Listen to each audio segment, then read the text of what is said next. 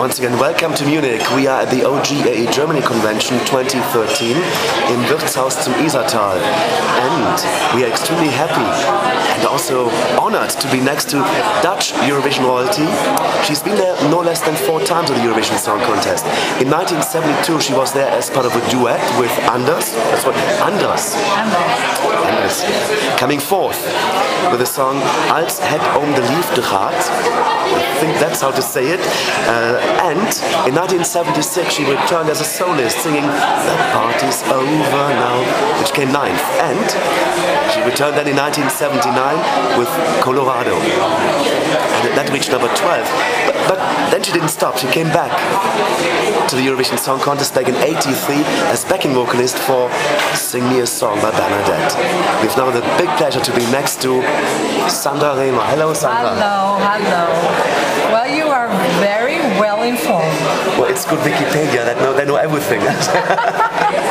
But how does it feel to be back for a second time in Munich? Because you were here in 1983. Yeah, 1983. It was very nice of you to mention it because not everybody knows that that little part being part of the backing vocals of Bernadette. It's nice to be back, and I mean that it has been 30 years ago, so I don't recognize Munich at all. So it's a new visit for me. But the hall where you sang is only just around the corner. Really? The Buddy Hall, and it still exists. Have you been able to see it yet? No, I don't remember it, to be very honest. Okay. Well, originally you are from Indonesia. Yeah. How did you come to the Netherlands? Because in Indonesia we were also Dutch. Our nationality is Dutch, was Dutch, is Dutch, and the president at that time wasn't very keen on Dutch people. So they kicked all the Dutch people out, and well, we were part of it. And then you went to the Netherlands with the age of 11? 7, that's really early. Yeah. And then you came to the Netherlands like in 1958. And when did you start singing? I started singing when I was 10 because I didn't like it in Holland at all. It was too cold, and I thought, you know, the life in Indonesia was very nice, and everything was possible. And when we got in Holland, there were all these restrictions. You shouldn't do this, you shouldn't do that, and I thought as a kid, you know, it was kind of killing you. Yeah. Terrible. So the only thing I wanted to do was being a ballet dancer. But then, after 1 year of having these lessons, the teacher left us. Okay. So I had to find something else, and then I asked on my 10th birthday, I asked the guitar. And my father and mother weren't very wealthy, so my father said, okay, I'll give you a guitar and I make it myself. So he made a Spanish guitar. He taught me some guitar things, and then I could sing a song with I think 3 chords. Wow. And so I started singing. And that's it. And what was your first song you sang? That was commercially a hit. It was a hit from a singer, she's still singing now, Ria Valk. And her hit was Hou je echt nog van mij, rockin' bins.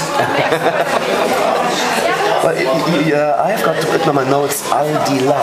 Oh, that was okay. That was when I was discovered already, and then that was my first single. Yeah, and I just found out last night. Okay. That Al Di La was also a Eurovision Song Contest entry, and I had no idea. So since yesterday evening, I realized that I started my career with the Eurovision Song Contest, in fact. Eurovision royalty, the Queen of Eurovision from the Netherlands, 4 times she's been there. In 1970 was your first participation in the national final of Eurovision. Yes. Was it always your dream that you want to do it for Eurovision for the Netherlands? No, I didn't even realize what it was going to mean. But I was asked to participate in the Dutch final, yes. Competition, and I did that. But I can hardly remember what I did. The song was called "The Winter is vorbei." The winter is over. Oh, is it not? Is it not the song? No, it doesn't. No, it doesn't Too long ring a ago. bell. Yeah. It's too long ago. I'm sorry. No worries, no worries. And there comes the food already, I think. Yeah. Oh, hope it doesn't get cold. Just it's a salad. Okay, because we're sitting here with Sandra Reemer at the OGAE Germany convention, and we continue with your career. And then you went again to Eurovision in 1972. Yeah, with Andres. Yes. How did that come up? Well, the duo, Sandra and Andres, started in '68, and we were already very successful. So we were asked to do that. So we did a final in Holland with, I think, 5 songs, and people could choose, and they chose Als het om de liefte gaat. Fantastic. And then you went with this song to Edinburgh, to Scotland. Yeah. Any memories from that contest? Any stories you can share with us? Yes, well, it was a very big deal for me personally in Edinburgh. And it had to do with one of the singers of the English entry. That was 72 English entry. Bert is our New Seekers. The New Seekers, Backsteel Burrows. Oh. Yeah, the New Seekers, and well, that's about what I'm going to share with you. Not more. All right. Then you continued with singing in the Netherlands until 1976. Yes. And then you had this fantastic "That Party's Over Now," which we love. Can you tell us a bit about? It was on home ground for you in the Netherlands. And yes. How was that for you in comparison to Edinburgh? Well, the thing was that first we did the final in Holland, and for me it was a big deal because I have been singing for almost 7.5 years with Andres, and now I was going to be a solo singer, and I was very insecure about that. And at first I didn't even dare to sing that song. So I asked a person who was very well in theater movements and awareness to give me lessons, just to get rid of the insecureness I felt, and to become more confident, basically, on stage. More confident, but it was still more or less confident. And but well, anyway, it was a start, and I competed in the Dutch final against my former duet partner. Right, and also against my boyfriend as well. One of the Bollands. Wow. Yeah, but I was so focused on me, and this guy who gave me these lessons, he said, you should really focus on you and on the song, and I did. So every time I was rehearsing, I came out from the dressing room, rehearsed, and go back. And that evening, the evening that it was held, I did the same. People said, you're on in a couple of minutes. And then I came out of the dressing room, and then I did my song, and got back into the dressing room, shut it off, shut off the speakers in the dressing room, and I was starting to read a book. And then after a while, the door went open, and the CEO of my record company said, "You have won." And I said, "Oh, come on, don't put me on," I said. And I started reading again. And he said, "No." And then I saw the photographers and journalists behind him. He said, "No, you have to go on stage. You have to do the song again." And I said, "Really? Yeah." And then the journalist said, "Yeah, you have to go on. The people are waiting." So I put down my book and I did that. And I think it was in the same hall that we did the Eurovision Song Contest. So that was the special thing for me. What a fantastic story. Thank you for sharing that with us. That's really, really nice. In 1979, it was one of our fan favorites, we call it, was Colorado. Colorado, yeah. And then your name was actually Xandra. Yeah. Why the X? Why the X? Well, I did the song with a group, with a rock group. Yeah. And I wanted to get rid of my girl next door image. So I thought I would like to be a real singer of a band, and the band should be called like Nena, you know, with 99 Luftballon. Yeah. I thought, okay, so the band was called Xandra. Okay, so and nobody got, you know, it didn't came across. I'm afraid it didn't come across. So, well, it wasn't understood. But it's a very good song. We love to play it. Of course, on the radio, people are requesting it. Good. And it's amazing. We love it. Thank you. It was, by the way, it was written by my boyfriend. From Bolland, one of the Bolland boys. Yes. Okay. And 2 years after the Eurovision, we were married. Wow, that's nice. Really nice information to give us there. Fantastic. You became part of the Dutch Divas. How did that come up? How did you found each other for that group? Well, the thing is that when I lived in Spain for almost 3 years, and when I got back in Holland in 2000, I really wanted to do something new. I wanted to sing again, but I really didn't want to sing on my own, you know. So I came up with the Dutch Divas, and the idea was to do it with ex-Eurovision Song Contest participants, Maggie McNeal and Marcha. So I asked them to join me, and in the beginning they were quite reluctant. They said, okay, yeah, I will do it, but you know. So I said, well, we have to make press photos, and so I did all that, and they said, okay, if you want to do it, and we just hear when it's going to be successful or not, and then all of a sudden, because I talked to the biggest paper in Holland, the Telegraph, and they put an interview of me in the Telegraph, huge, about the Dutch Divas, and from that time on we were an instant success. Fantastic. And then the two girls said, okay, now we're one of them. So that was a big success. And then in 2005, in fact, in November, December 2004, I got out of the...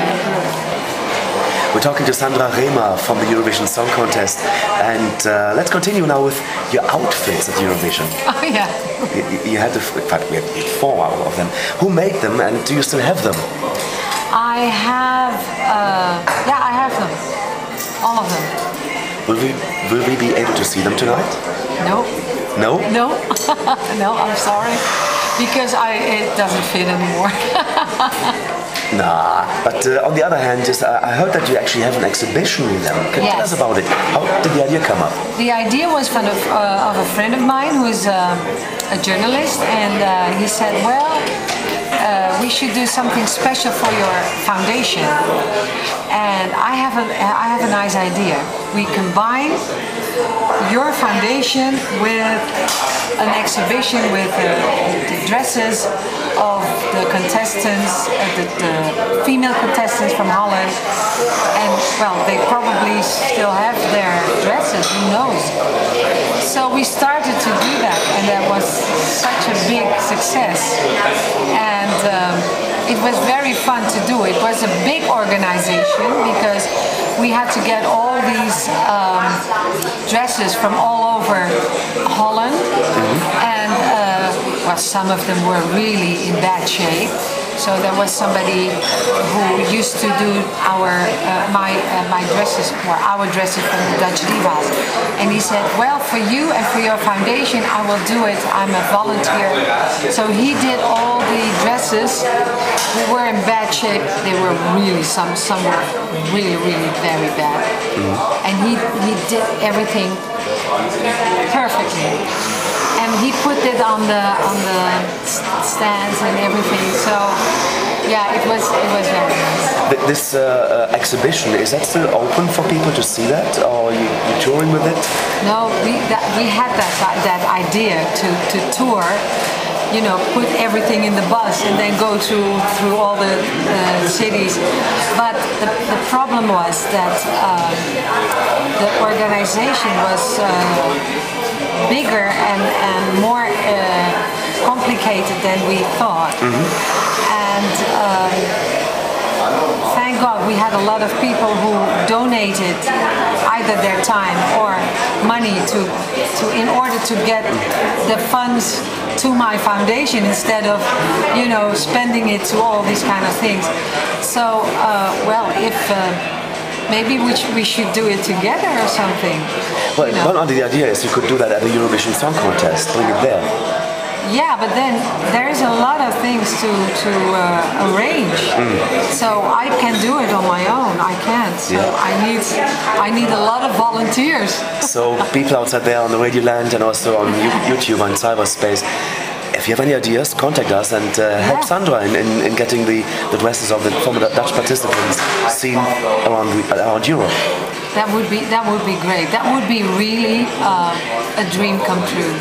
And then still make the relation with my foundation so that I can tell about my dream as well, to help children in third world countries to work on their own So future. That is the Sandra Reemer Foundation. Yes. Tell us, when was it founded? This year, 5 years ago. Wow, so today it's the 26th of yeah, but it was March 11, 2008.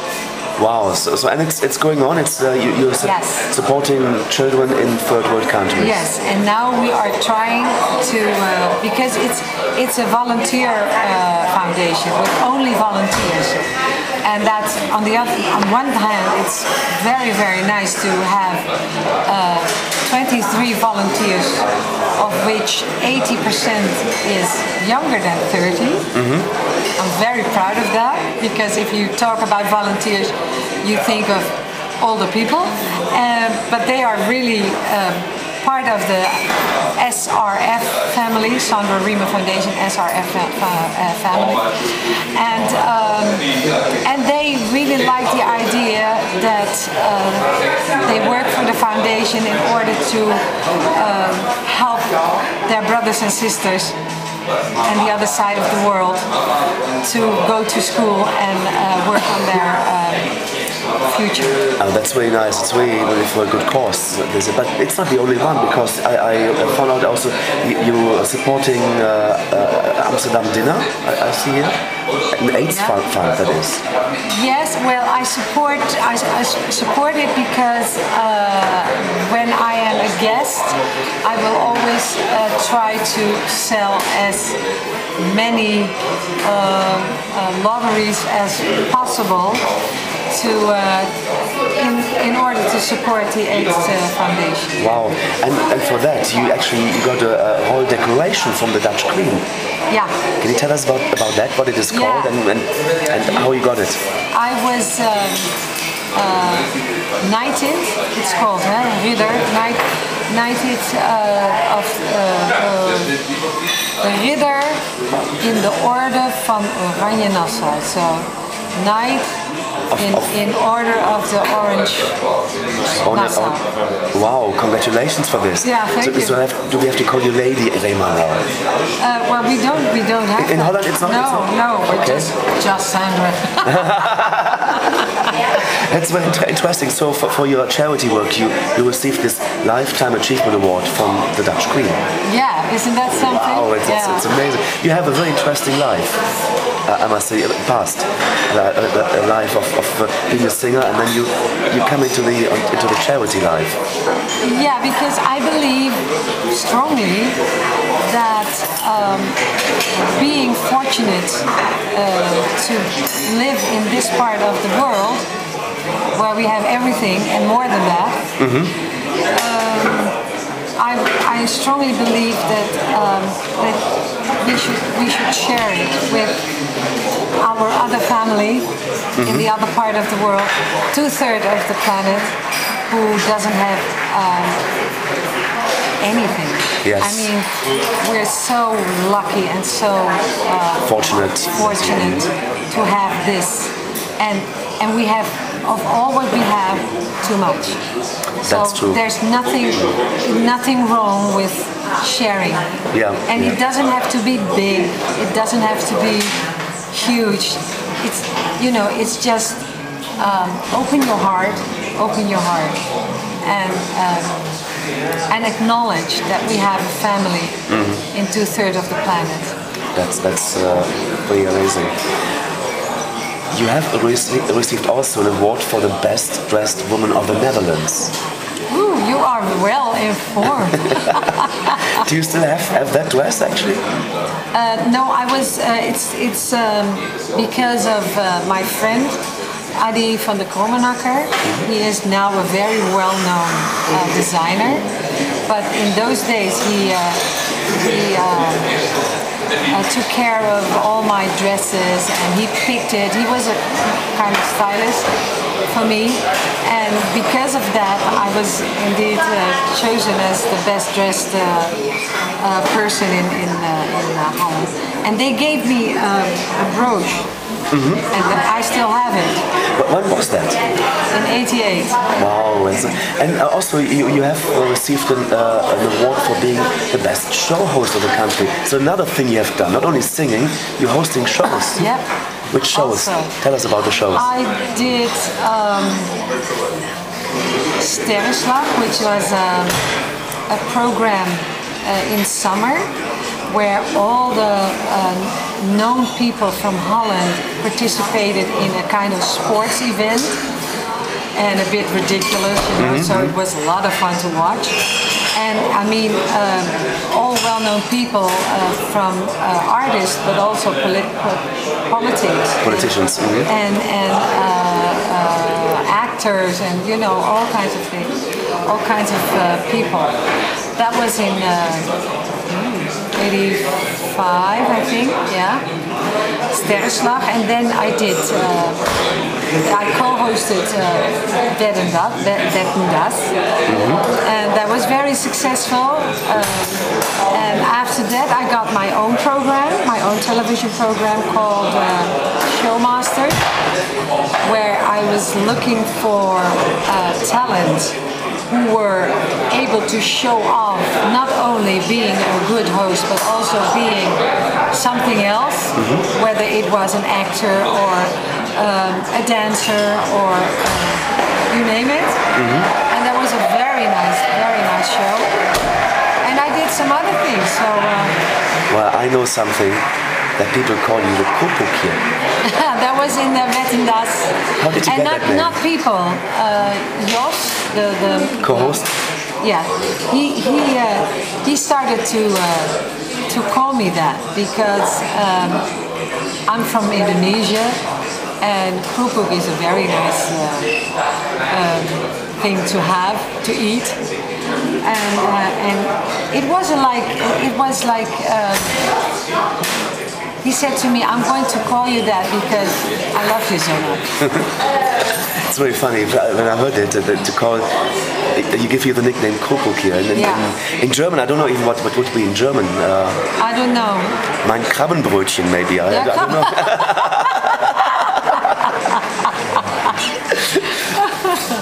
So let's come back to the Eurovision. Colorado was a huge success in the charts in Europe. Can you tell us a bit where it was and what positions were achieved? What I can remember, it was about 8 countries, and I thought it was Israel, Greece, Portugal, Denmark, of course. And some other countries, I don't remember. Yeah, but that's really amazing. So you see that song Colorado was actually more successful than the other Eurovision entries, in that sense, to sell. Yeah, that's right. And that is why people ask me what song or what Eurovision contest was the best for you. And I can't choose because every Eurovision Song Contest had its own things. Yeah, own specialty. And own specialties. So you've done show hosting, you've done singing, you have also been in a musical. Yeah. What musical was that? That was in 2011. That was fantastic to me. It wasn't really a musical. It was a program based on the life of a very well-known writer in Holland, and she had her birthday, if she would have lived, her 100th birthday in 2011, and that is why we made this program, Annie and G. Schmid. Okay. And I got in contact with her work. I mean, everybody in Holland knew a lot of songs because they were hits because of television programs or children programs or her books, children books. But I didn't know till that time that she also made very serious songs. Very, very serious, beautiful, honest lyrics. I mean, really confrontingly honest lyrics. And I loved her for that. And I was fortunate to sing a couple of these confrontingly honest lyrics of her in this theater show. And in one of them, I did a song called It's Over. It is over in Dutch, and it has to do with her love life, which was very. I could relate to her love life because it was almost similar to mine. So I could sing this from the heart, and the how do you call it? The regisseur, what is the producer of the show. The director, thank you. The director of the show really worked with me, and that was also a part of having so much fun because I was able to explore things in me as an actress. I didn't know I had. Yeah. And it was because of the director that he said, well, you should sing this. How do you feel like singing this? And when I was starting to rehearse this song, I couldn't get to the second verse because I was in tears. Oh. Because I really living the emotions, basically. Absolutely. And he said, that's cool. go on like this. And I thought, how can you tell that is cool? Because he said, go on, go on, go on. He said, you have to, you know, he led me to that emotion and let it be. It was fantastic to experience. And because of that, I could do this song really from the heart, but then not in tears anymore, but initially nearly in tears, which you can, by doing that, you can touch the audience. And that was fantastic. That was so fantastic to do. And I got very good reviews. Very good. So what of these you actually prefer, being a show host, being a singer, being a musical performer? Do you have any preference for one of those things? I'd love everything. I would love that. That's the problem. I cannot choose because all these facets of show business is, as long as you are getting the best out of yourself, because that is something. It shouldn't be. How do you say that? I don't even know the word in Dutch. Do you know? It shouldn't be. You shouldn't choose. No, you should challenge yourself every time. Okay. You know, because then you get the best out of you, and that is something I really need. And we are in Eurovision. Eurovision bubble again here on this convention. Yeah. What is your feeling about that, to be back and feeling this Eurovision world? Well, I really had no idea that it was this big.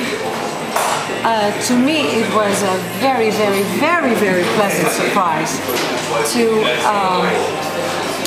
see that people know me, know my work, know and respect it. That's something else. But I didn't have this for a long time. It's amazing. It's fantastic. So would that trigger for you to come back to Eurovision and sing a bit more of music? Who knows? I think so. come back to represent Netherlands another time. Oh no, not that. No, not anymore. No, but to these kind of gatherings, I think I was very reluctant. But now I get another idea and I got another, especially another feeling for these kind of gatherings. It's warm and yeah, it's honest and it's positive. It's wonderful. Let's come to the end of the interview, but I would like to know from you also, what is the future for you? How does your future look like? What are you doing now and what will you be doing? Well, I have had a huge personal transformation. That means, I try to put it in a nutshell, that means that by going back into the emotional pain in the past, I dealt with all these pains and became a stronger and more confident person I ever was. And I see myself as a different person. I love myself, which wasn't the case. And I love myself, and in order to love myself, I can love the world and everybody else. And yeah, it's something. It's an experience I would like to share with the rest of the people who are open to it, and people who are not open to it. I do this. I made a combination now to spread the word, if I may say that, and combine it with songs. The lyrics should, of course, relate to what I would like to share, And if people are not open to the message, they just can enjoy the music. So, and it feels very good now.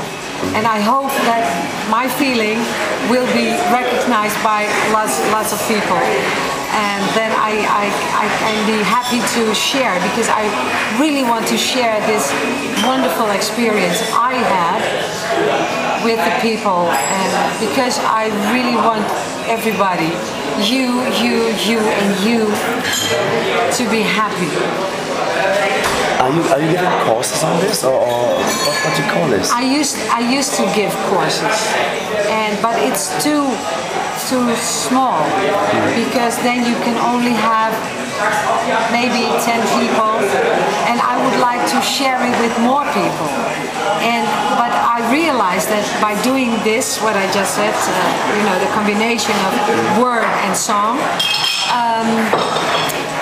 it can be in a place where 500 people are. It should always be a little smaller, so that I can. What I would love to do is to talk about it. That there would be an interaction. That when I say something, that questions come from people and say, but what do you mean by that? And for instance, everybody knows the feeling of being depressed, because it's so human. And I wrote in one of my blogs on my site that in order to get yourself out of this depressive state of mind, because it's all in your head, by the way, is just very simple. Do this. Smile. Smiling. Just force, because if you're depressed, you have to force yourself by smiling. But if you do that, and then you be aware of that you are doing this, and then you feel it inside. Oh, I'm smiling. What does this do with you? And then you feel another. It changes. And there is a song written by Charlie Chaplin ages ago. And the song is called Smile. Fantastic. So this is the kind of combination I can do, and that is, the idea of doing that. How can people find out more about this? Do you have a website that they can contact you? Well, the website is there. It's sandrareemer.nl, but I'm in the process of doing this, so it's not ready yet. And as soon as it's ready, it'll be on my website, but the piano player I'm working with is going to make our own website, and there we can talk about what we are doing, and we are also talking about making of these songs we have chosen a CD. So that would be, a great thing to do. So if you're not open to the message, you can just enjoy the music. Fantastic. Sandra Reemer, thank you very, very much for chatting with us. It's been a very nice interview, and it's been an honor to meet you. You've been there 4 times at Eurovision. We hope to see you back at more of these conventions of Eurovision fans. Wish you all the best of luck, all the best of luck for your life. What's happening now, and your message to the fans. Thank you for this interview, and be happy.